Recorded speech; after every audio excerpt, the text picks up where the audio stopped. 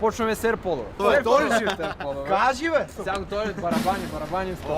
Дръждаш за мен, аз... Бам! iPhone Така. 16, момчета, момичета.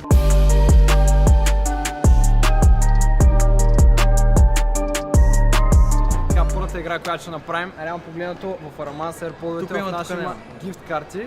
И това, което момчето трябва да направи да познае в кой от нас е златната рибка. Не, сега какво става? Тия хубави момчета, сега се нареждаме при тебе, брат. Чуй, каква е работа? Мои фокус имат рожден ден, раздават уникални награди. О, Батев Янков ли са? Final Pick. Не, Ане в чая. 3, 2, Сигурен ли си? 1. Кой в чай? Оп, гифт карта, брат. Относителна награда няма. Петъл мърсик беха. Заповядай, брат, че нас сгониха. Ай. Сгониха на момчета, момичета. Излизаме отвънка, продължим, защото някой трябва да спечели AirPod. Ето едно симпатично момиче.